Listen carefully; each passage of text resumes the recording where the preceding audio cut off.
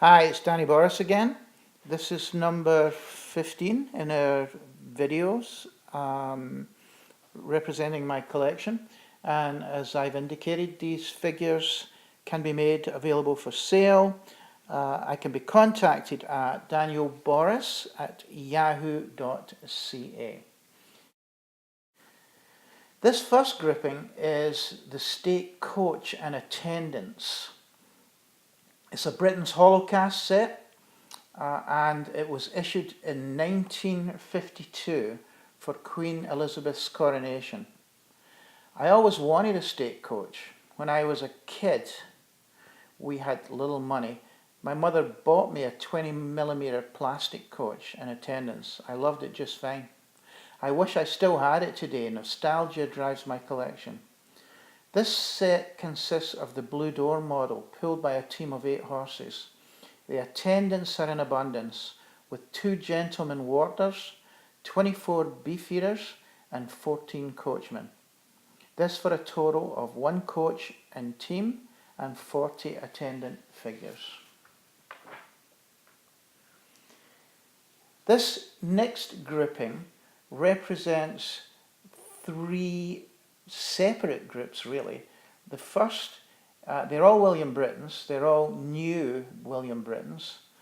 The limited edition is the Army Band, Pershing's own, and the other 2 sets are Marine Colour Party and Bugle Band.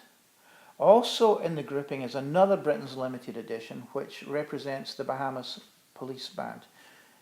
The entire grouping consists of 41 foot figures.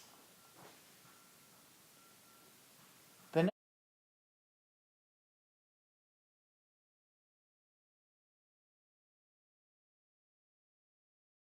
next grouping represents Donald Featherstone's figures from the Crimea and South Africa, the Brits and the Boers.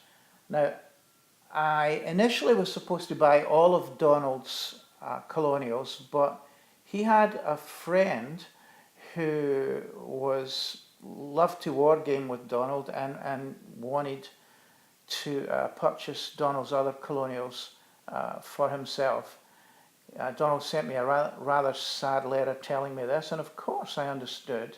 And so the colonials that I have only represent some French colonials that you'll see later, and these British colonials and the Boers.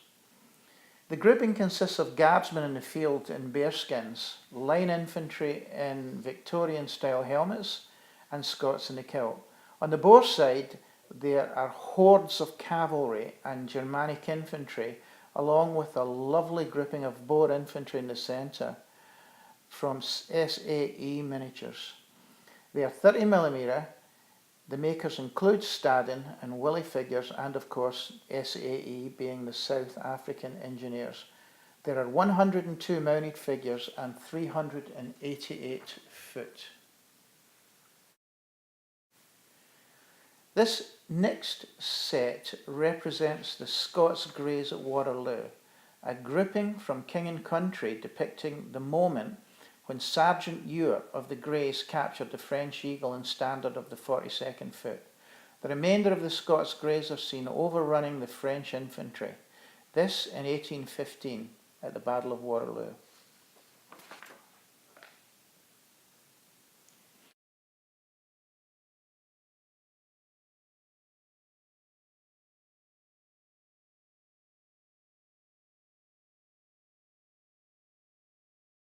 This next grouping show 2 mountain artillery batteries.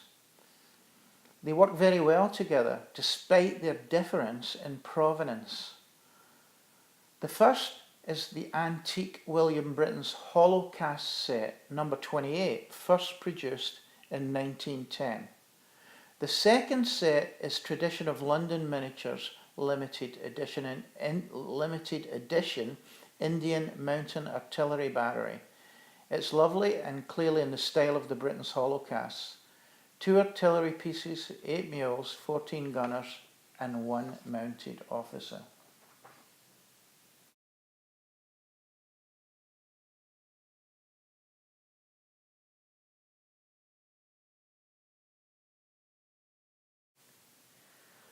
This next grouping shows Union and Confederate heavy artillery batteries.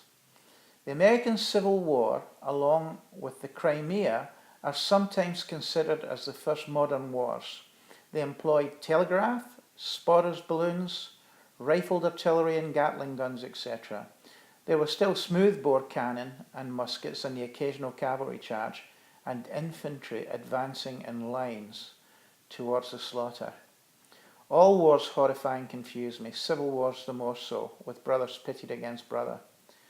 As a collector, I focus on the uniforms, tactics and history, and I hope and pray for the cessation of war and carnage and suffering that history so ably reminds us of. There were still sieges and trench warfare during the American Civil War. These two sets from front line miniatures show the same configuration of mortar and artillery crew for each side. Each set consists of 1 mortar and 5 crew. This next grouping represents the fall of Berlin. The Germans built superior armoured vehicles. Almost nothing the Allies had could touch them for defensive armoured plating and offensive firepower. This grouping shows the Third Reich at the fall of Berlin. The massive King Tiger tank is under attack, in this case by Russian infantry. The backdrop shows a broken swastika. The grouping is from King and Country. The modelling is magnificent and consists of the backdrop, the tank and crew, and 4 Russian infantry.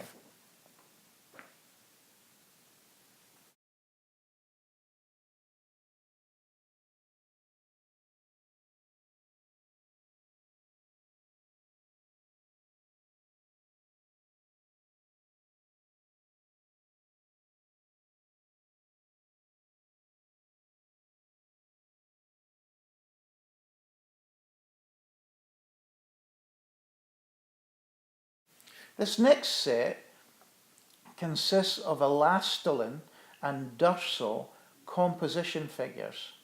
I bought the elastolin figures, the German pieces, when on a project in Denmark. They belonged to a pre-existing collection from before 1945. I bought the Durso figures, which are French, in an antique store in Scotland. The grouping represents the total number of composition figures in my collection. There are 21 elastolin foot figures, 4 mounted and 1 anti-aircraft gun. There are 4 Durso figures.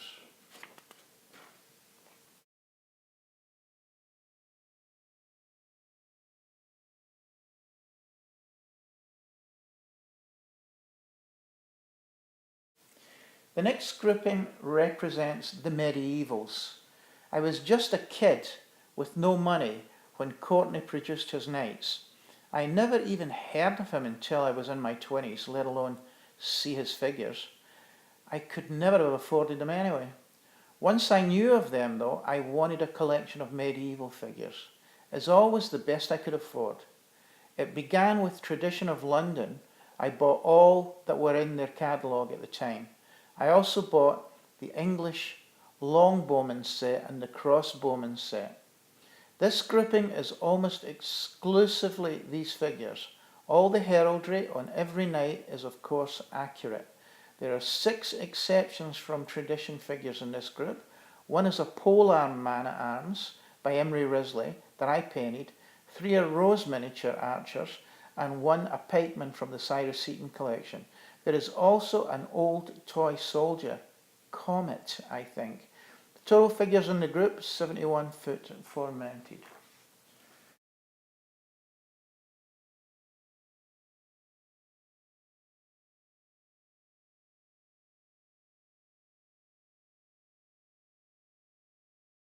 The final grouping in this video shows some Blenheim figures. These Blenheim figures represent a Highland colour party, 2 Scots Guards in their sentry boxes, 2 Napoleonic Highlanders with standard and sergeant, and 3 cyclists of the Black Watch in Victorian times. I love Blenheim figures, and I have a huge aspect of them in my collection.